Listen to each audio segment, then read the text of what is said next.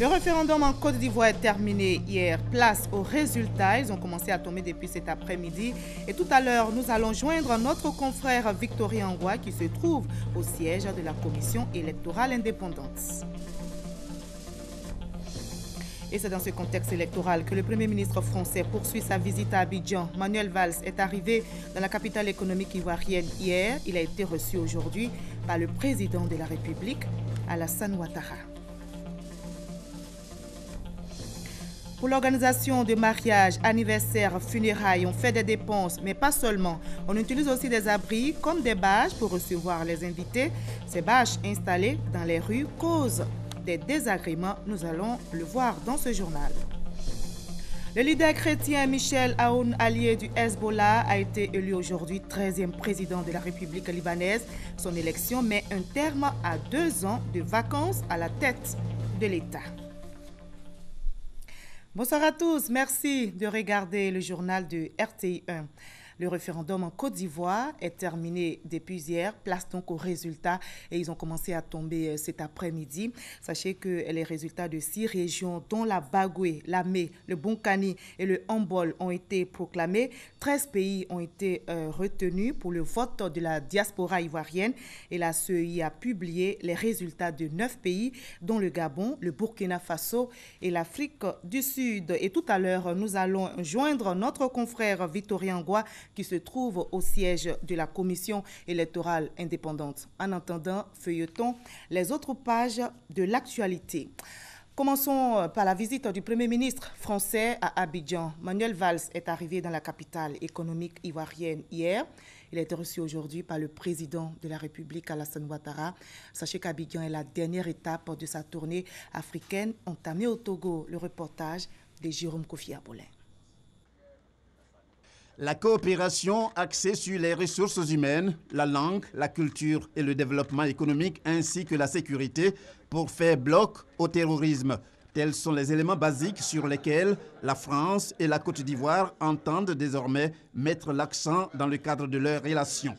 Au cours d'un échange ce lundi entre le Premier ministre français Manuel Valls, en visite dans la sous-région ouest africaine, et le chef de l'État ivoirien Alassane Ouattara, les deux personnalités se sont félicitées quant à la volonté et la détermination des deux pays à toujours mutualiser les efforts pour le renforcement de la coopération franco-ivoirienne. Vous connaissez les relations privilégiées entre la France et la Côte d'Ivoire et tout le soutien apporté par la République française à la République de Côte d'Ivoire. Le Premier ministre Manuel Valls est un ami à nous et également un ami de la Côte d'Ivoire. Nous avons été visés, la Côte d'Ivoire et la France, par le terrorisme, et nous faisons face ensemble en matière d'engagement de nos armées, de nos services, de nos polices et de nos gendarmeries, parce que c'est essentiel pour la protection de nos concitoyens, et puis évidemment pour le développement économique. Mais il y a quelque chose de beaucoup plus important encore, c'est la coopération humaine, les échanges humains. C'est vrai sur la langue, c'est vrai sur la culture. C'est ça qui doit caractériser la relation entre la Côte d'Ivoire et la France, cette relation humaine, chaleureuse, fraternelle. Après ce tête-à-tête entre Manuel Valls et le président Alassane Ouattara, un toast a été offert en l'honneur du Premier ministre français. À cette occasion, il a été distingué par son homologue ivoirien Daniel Kablan-Duncan. Manuel Valls a été élevé à la dignité de grand officier de l'Ordre national de la République de Côte d'Ivoire. Pour lui, c'est la marque de l'amitié profonde entre la France et la Côte d'Ivoire. Cette distinction, elle est bien sûr pour moi, et j'en suis conscient, et particulièrement touché et ému, moi qui aime l'Afrique et tout particulièrement la Côte d'Ivoire. Mais c'est une distinction d'abord, bien sûr, pour la France, pour les Français, et une nouvelle fois un signe de l'amitié entre nos deux pays. Le président de la République, Alassane Ouattara, a également saisi cette occasion pour revenir sur le sens du référendum en vue de l'avènement de la Troisième République. Monsieur le Premier ministre, votre visite intervient à un moment important de l'histoire de la Côte d'Ivoire. En effet, dimanche 30 octobre 2016, le peuple ivoirien a voté pour une nouvelle constitution. Et cette nouvelle constitution traduit notre volonté de doter notre pays d'institutions fortes, modernes, et aussi de garantir durablement la paix et la stabilité dans les années à venir, notamment pour les générations à venir. Cette nouvelle constitution, quand elle sera promulguée, j'espère que cela donnera lieu à la Troisième République de la Côte d'Ivoire. Ce sera une réelle opportunité pour nous de tourner la page des crises que nous avons vécues. C'est la deuxième fois en l'espace de 3 ans que Manuel Valls vient en Côte d'Ivoire. Sa première visite sur les bords de la lagune Ébrié remonte en novembre 2013 et c'était en tant que ministre français de l'Intérieur. Lors de cette visite, il a été fait commandeur de l'Ordre national ivoirien. Avant cette rencontre avec le président Alassane Ouattara, le Premier ministre français et son homologue ivoirien ont visité l'usine de transformation de cacao Semois. Ils ont par la suite mis le cap sur Adonkwa pour l'inauguration de l'usine de production d'eau potable. L'ouvrage a coûté 28 milliards de francs CFA. Hamza Diaby pour le reportage. Coopération France-Côte d'Ivoire, la démonstration encore faite ce lundi. Daniel Kablan-Duncan et Manuel Valls, les premiers ministres ivoiriens et français, après avoir visité la chocolaterie Semois à Yopougon, mettent le cap sur Adonkwa à Songon, où ils ouvrent ensemble pour la première fois les vannes de la nouvelle usine de production d'eau potable. Ce projet, qui a duré 18 mois, a permis la réalisation des travaux suivants. La réalisation et l'équipement de 15 forages avec une capacité totale de prélèvement de 170 m3 à 150 mètres de profondeur. La construction et l'équipement d'une station de neutralisation et de désinfection. La construction et l'équipement de 2 réservoirs d'eau traitée. La construction et l'équipement d'une salle de reprise pour le refoulement vers le château d'eau de Ndotré. La pose des canalisations de refoulement de 35 km.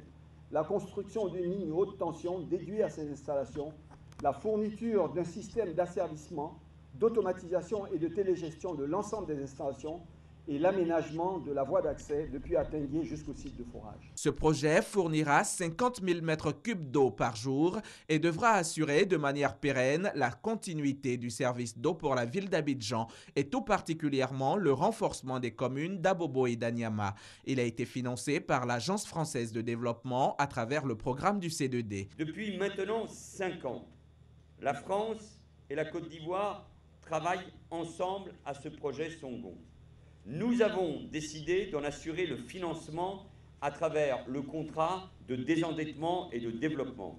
À chaque fois que la Côte d'Ivoire a besoin de la France, c'est notre vocation d'être là à vos côtés.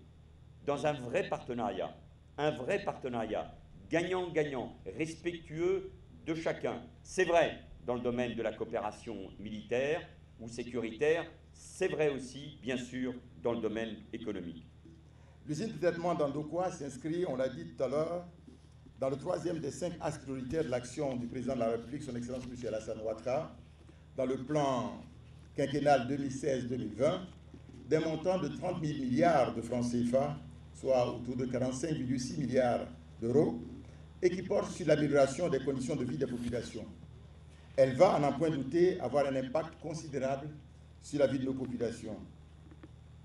Il est utile de rappeler à cet égard qu'au moment de l'accession du président Alassane Ouattara à la magistrature suprême en mai 2011, la situation de l'eau potable était particulièrement préoccupante, avec un déficit de 30% à Abidjan et 50% dans les villes de l'intérieur du pays. Aussi, le président Alassane Ouattara a-t-il fixé l'objectif de l'eau potable pour tous comme l'une des priorités du gouvernement. Ainsi ont vu le jour les usines de production d'eau potable de Niangon 2, de Bonois 1, l'usine Badea Nord-Est de Bembresso, le château d'eau de Ndotré, l'extension et le renforcement de Yopougon, Port-Boué et Koumassi. Et journée chargée pour les 2 premiers ministres ivoiriens et français. Daniel Kablan-Duncan et son homologue français ont eu une séance de travail qui s'est achevée par la signature d'une convention. Elle porte sur le volet justice du contrat de désendettement et de développement. Manuel Valls a aussi inauguré le centre culturel français rénové. Alexis Ouredraogo. C'est au Centre culturel français que le Premier ministre Manuel Valls a marqué le dernier arrêt de son séjour à Abidjan. Au menu, de la culture à la sauce ivoiro-française.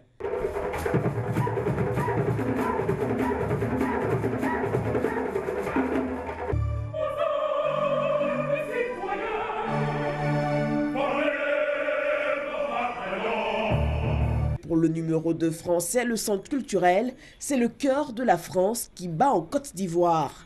Il a appelé au renforcement des relations entre les deux pays en s'appuyant sur la culture et les jeunes. La Côte d'Ivoire est un pays très jeune.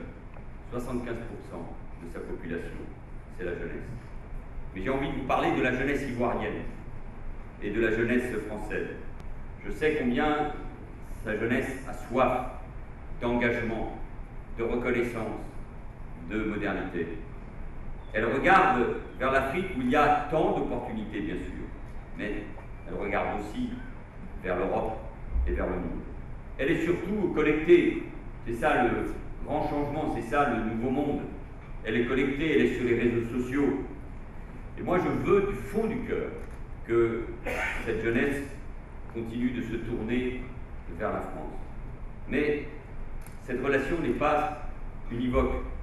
La jeunesse de France doit aussi, elle, regarder vers l'Afrique de l'Ouest, vers la Côte d'Ivoire. Car l'Afrique, c'est l'avenir de l'Europe. Bien avant ce rendez-vous coloré, Manuel Valls a eu une séance de travail avec son homologue ivoirien. Réunion qui a débouché sur la signature de la convention du volet justice du C2D. Le Premier ministre ivoirien a appelé au renforcement du flux d'échanges commercial entre les deux pays. En termes de flux d'investissement, la France, qui avait le premier rang en 2014, l'a perdu en 2015. Donc, on peut dire peut mieux faire.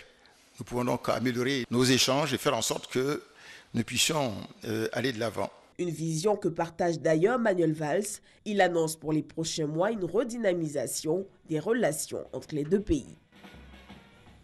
On s'intéresse maintenant à la CGC qui a changé de tête depuis le 27 octobre. Le nouveau président de la Confédération générale des entreprises de Côte d'Ivoire se nomme Jean-Marie Aka.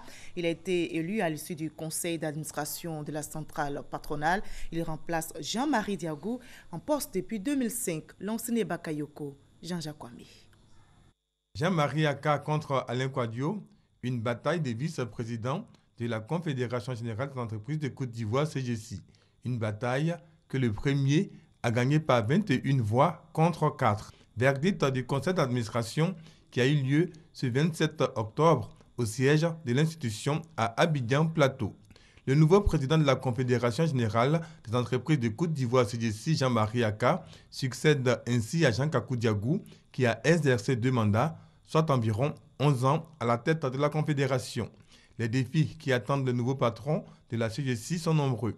Les plus importants sont la mise en place d'un secteur privé fort, dynamique, socle de création de richesses pour une Côte d'Ivoire en croissance. Mais surtout la problématique du chômage des jeunes. Sur ce chantier, Jean-Marie Aka devra donner plus de vigueur au projet d'incubateur en faveur des jeunes entrepreneurs dénommé Prodige. Cette initiative est soutenue par la BAD, Banque africaine de développement, à travers le Fonds d'assistance au secteur privé africain FAPA, montant 500 millions de francs CFA. Président fondateur de la Société ivoirienne de production animale, CIPRA, qui réalise plus de 110 milliards de francs CFA de chiffre d'affaires par an, Jean-Marie Aka est diplômé de l'Institut supérieur commercial Hydrac de Paris et de l'Institut français de gestion 3e cycle. La cérémonie de passation des charges entre le nouveau président de la CGC et Jean Kakou Diagou aura lieu le 25 novembre prochain au cours d'une assemblée générale. La 6e édition des Journées nationales de la qualité vient de se tenir à Abidjan. L'Association des qualiticiens de Côte d'Ivoire a pris une dizaine de résolutions, notamment la création d'un fonds de la qualité. Leur objectif est clair, promouvoir la démarche qualité dans toutes les entreprises, privées et privées, publiques et privées. Lansine Bakayoko, Adama Koni. Ces journées nationales de la qualité ont pour objectif de stimuler les performances des entreprises ivoiriennes en s'appuyant sur le concept de management de la qualité. Au terme des travaux, une dizaine de résolutions ont été arrêtées. Les principales sont liées à la lutte contre la fraude et à la recherche de financement. Les actions qui sont menées pour lutter contre la fraude et les produits contrefaits, il faut impliquer davantage les populations à travers les associations de consommateurs, mais également les fêtières des grandes entreprises et rendre publics les résultats de la lutte contre la fraude et la contrefaçon. Nous estimons qu'en matière de développement de la qualité, il faut mettre en place un fonds pour aider toutes les entreprises et toutes les administrations qui font des efforts en matière de qualité pour que ces structures-là soient davantage appuyées. Ces résolutions vont être soumises aux autorités en vue de leur formalisation. Le gouvernement souscrit à la démarche, convaincu que la qualité représente aujourd'hui une assurance pour le consommateur et un passeport pour les organisations professionnelles, notamment les petites et moyennes entreprises, PME. Ceux qui produisent la richesse nationale, ils ont plus que besoin de cette qualité. Et le fait d'organiser ces journées de sensibilisation et d'information pourrait permettre à nos PME, à nos PMI, aux artisans de pouvoir se doter des instruments pour atteindre des objectifs de qualité. Les professionnels de tous les domaines d'activité, dont les universités, les grandes écoles et le secteur privé, ont pris part à ces journées. Vous l'avez certainement constaté, pour l'organisation de mariages, anniversaires, funérailles, on fait des dépenses, mais pas seulement. On utilise des abris, appelés encore bâches, pour recevoir les invités. Ces bâches installées dans les rues causent des désagréments. Circuler devient un véritable problème pour les véhicules, mais aussi pour les riverains qui sont obligés de faire des détours. Notre reporter Sita Soro a enquêté sur le sujet. Voyons son reportage. À Djamé, quartier Bonfora, dimanche matin, jour d'emplette pour Yacouba Fofana. Mais ce dimanche encore, comme tous les autres, ses courses, il les fera à pied ou en taxi. Depuis quelques années où il y réside, sorti de son quartier en voiture, est devenu quasiment impossible pour lui. Les bâches installées anarchiquement l'y empêchent. À votre réveil, vous ne pouvez ni sortir à gauche ni à droite. Et c'est des négociations en point fini. Et souvent, quand ils sont déjà installés, là, on ne peut plus rien faire. Soit vous attendez à ce que la manifestation finisse, et même quand bien même que ça finit, ils ne vont pas se lever, ils vont passer toute la journée, ainsi de suite. Mais c'est toujours c'est source de conflits.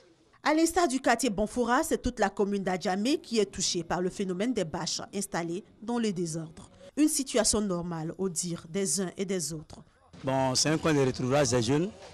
C'est pour cela, tous les dimanches, nous sommes là. On s'amuse, on se retrouve pour faire la joie. S'il n'y a pas parlé, il n'y a pas d'autorité qui va venir pour dire non.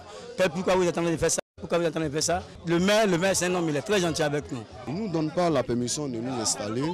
Si tu vois, le quartier même, il n'y a pas d'espace. Il n'y a pas un coin pour qu'on s'amuse. Et si tu vois, mais c'est nous, on se force pour retrouver un coin pour s'asseoir, pour s'amuser. Après Adjamé, direction Atekoubé. Même constat. Une bâche en pleine rue, de la musique, les festivités vont bon train. Il s'agit en fait d'un mariage. J'en ai un frère qui se marie, donc nous sommes là pour le mariage. Il n'y a jamais eu de problème. On vient, on s'installe, on fait ce qu'on veut, puis après on s'en va. Non loin de là, un usager stoppé dans son élan par cette installation. Il se donne à une manœuvre interminable pour rebousser chemin. Que de désagréments pour les usagers.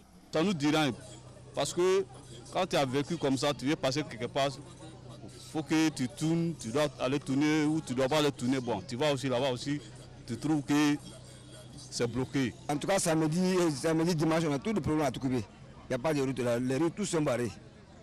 Souvent, tu ne sais pas qu'est-ce qu'il faut faire pour passer. Si la route, on n'arrive pas à faire demi-tour facilement, vraiment, ça nous crée des problèmes. Rien ne te dit même qu'en faisant le demi-tour, tu ne vas pas aller rencontrer une autre bâche quelque part. Souvent, on est obligé de faire le tour du quartier, alors que ce n'est pas dans le contrat avec le chauffeur de taxi. Et ça fait des discussions inutilement. Les riverains n'en disent pas moins. Il est inconcevable, selon eux, que des personnes occupent le domaine public sans autorisation. Ils accusent les autorités communales. On s'adresse directement aux autorités parce que si dans la commune, il y a les autorités compétentes qui n'arrivent pas à agir, eux-mêmes sont dans la commune, ils voient ce qui se passe.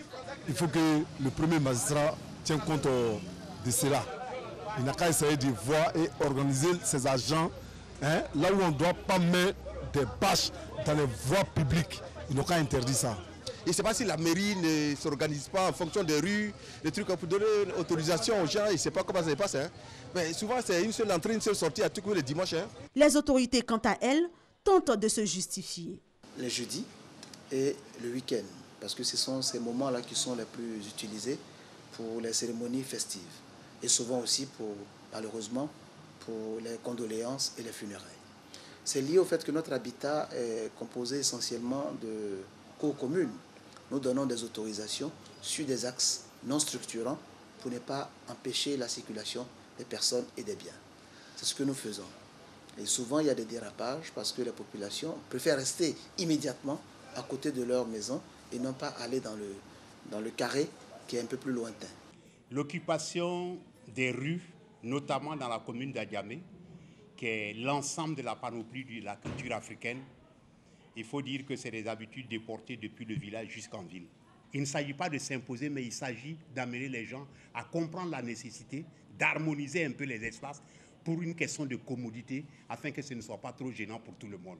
Après la phase de sensibilisation, des sanctions sont prévues à l'encontre de toutes ces personnes qui enfreignent aux dispositions mises en place par les autorités communales.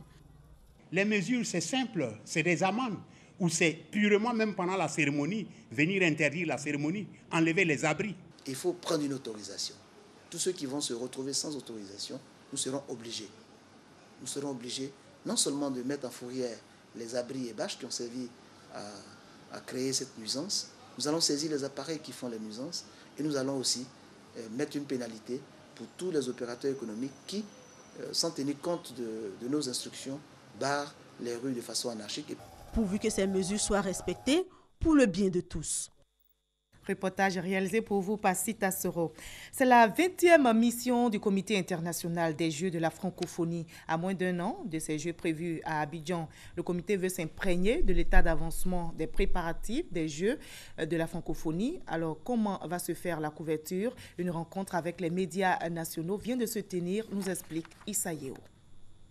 Dans 8 mois, Abidjan accueillera les Jeux de la francophonie.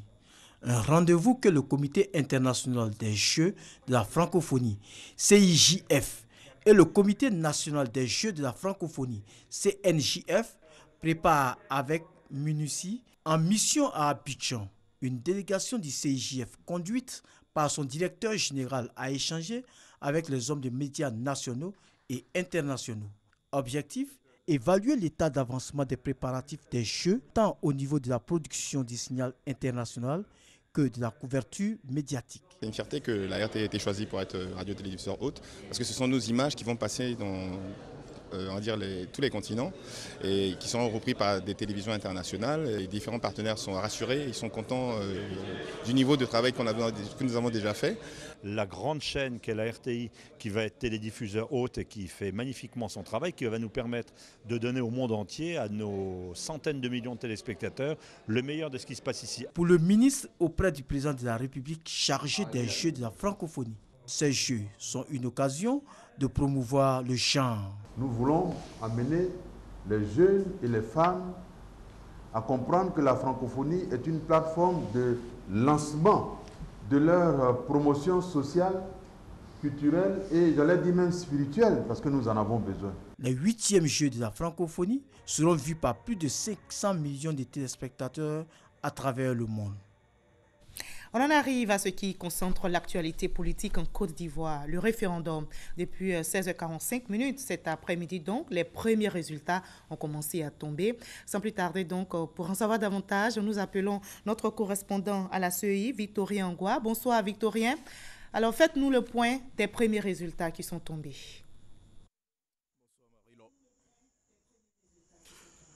Bonsoir Marie-Laure, bonsoir chers téléspectateurs. Rien de nouveau à la CEI en ce moment, mais sachez qu'en milieu d'après-midi, le chef de service de la communication de la commission électorale indépendante a donné les premiers résultats provisoires. D'abord, 9 pays de la diaspora sur 13. Il s'agit du Mali, du Sénégal, de la Belgique, de l'Italie, de la Grande-Bretagne, du Gabon, du Canada, du Burkina Faso et de l'Afrique du Sud. Et 6 régions de Côte d'Ivoire: la Bagoué, la Mé, l'Ifou, la Nyébitiassa, le Bunkani et le Hambol.